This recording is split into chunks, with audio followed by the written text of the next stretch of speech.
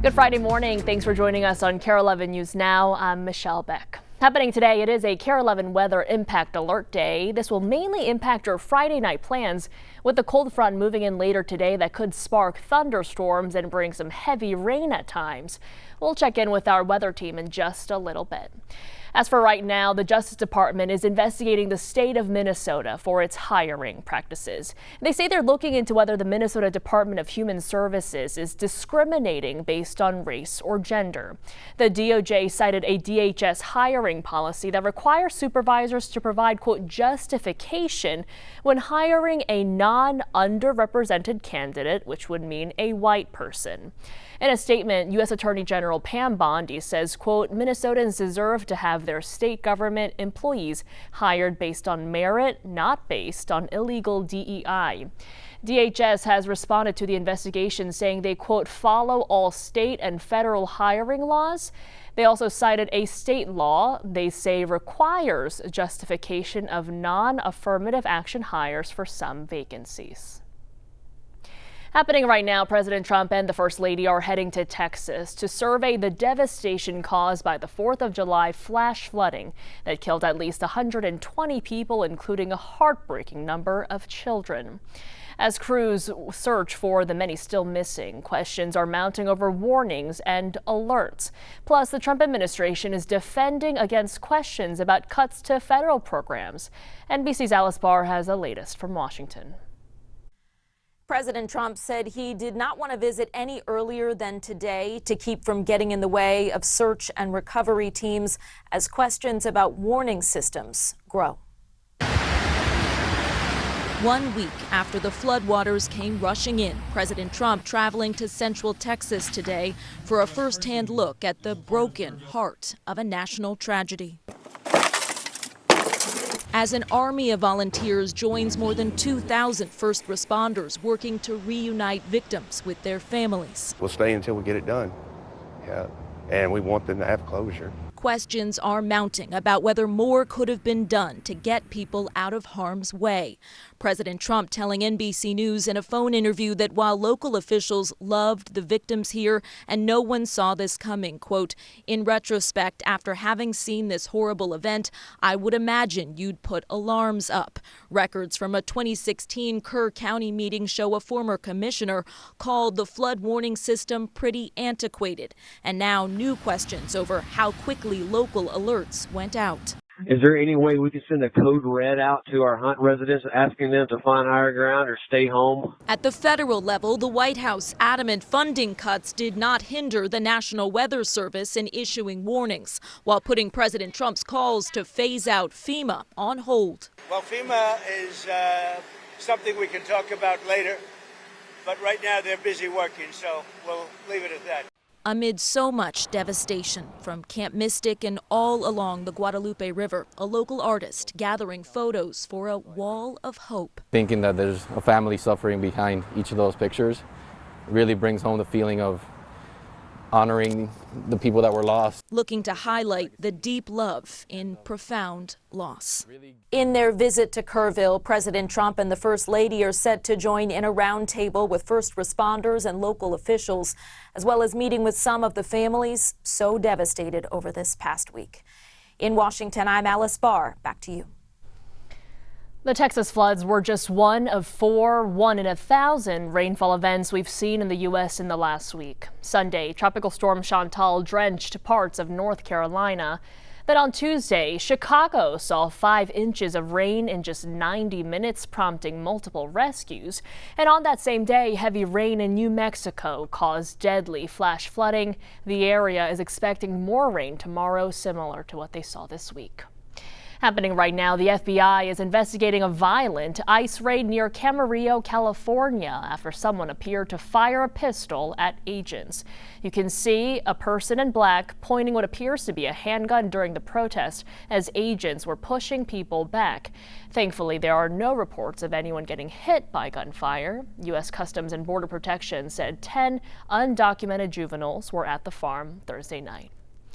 Developing right now, 1,400 union members at HCMC are calling out the hospital system for an alleged lack of transparency, discrimination, and retaliation.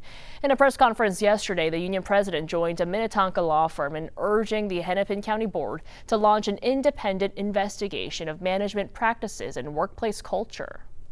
Minnesota needs a more inclusive, transparent HCMC.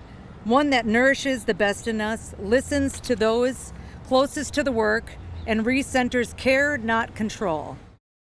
Hennepin Healthcare released this statement saying the investigation into the allegations is ongoing, going on to say, quote, committed to a work environment that welcomes diverse individuals and perspectives and treats every patient and employee with respect and dignity. Right now, a black man is suing Minneapolis-based Jefferson Bus Lines because he says the driver made him sit in the back of the bus. The man's lawyer says they plan to take this to a jury. Raya Katene joins us with more.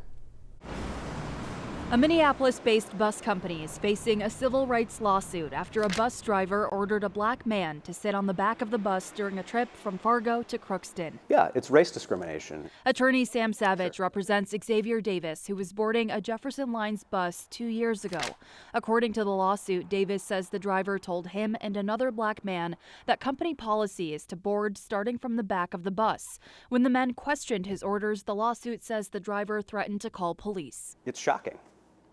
Nothing short of shocking. A state investigation reveals Jefferson Lines does not have such a policy and that there's probable cause Davis was discriminated against because he's black. He rode the back of the bus and watched all the white passengers be allowed to sit first come, first serve per Jefferson Lines policy. I have no doubt that it's impacted him very, very deeply. Mr. Davis, as a black man, has a unique experience like we all do, and going through this is particularly offensive and humiliating and embarrassing, particularly for black people who went through Jim Crow segregation in the South. According to the state investigation, Jefferson Lines issued the driver a verbal warning for deviating from its seating policy. In an email to KARE 11, the company says it does not comment on ongoing legal proceedings and is committed to addressing the matter through the appropriate legal channels.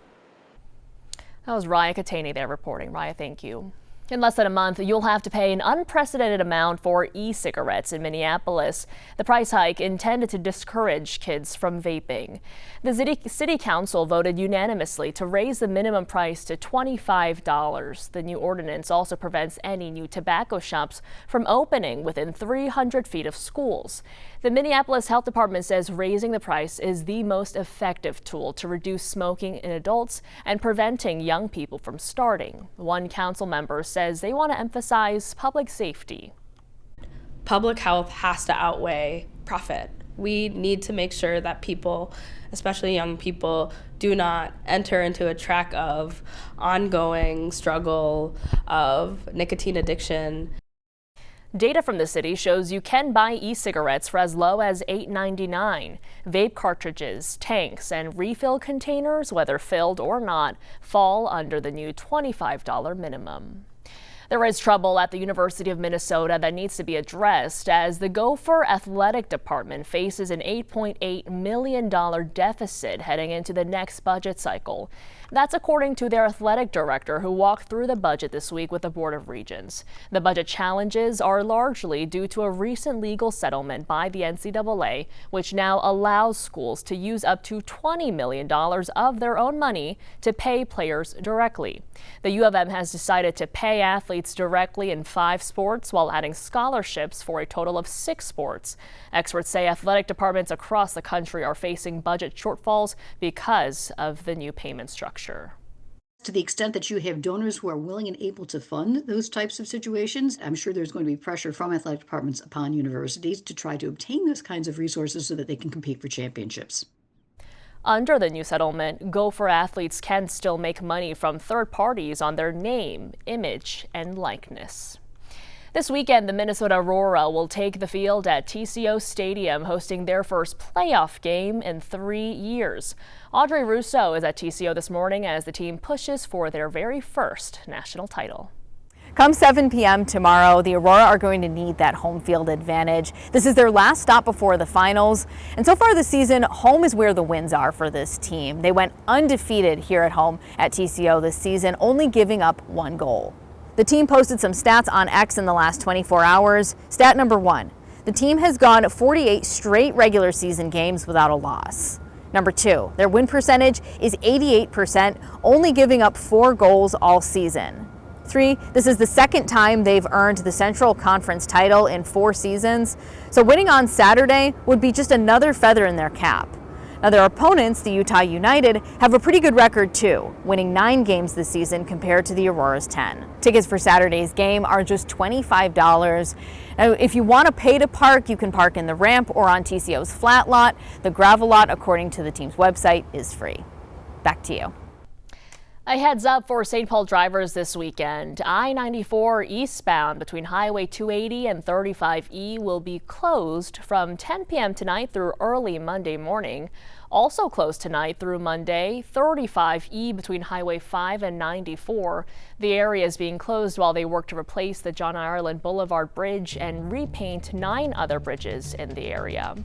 Now, we also want to give you a heads up on a project starting Monday. The Easy Pass lanes on 394 will be closed in both directions between downtown Minneapolis and Highway 100.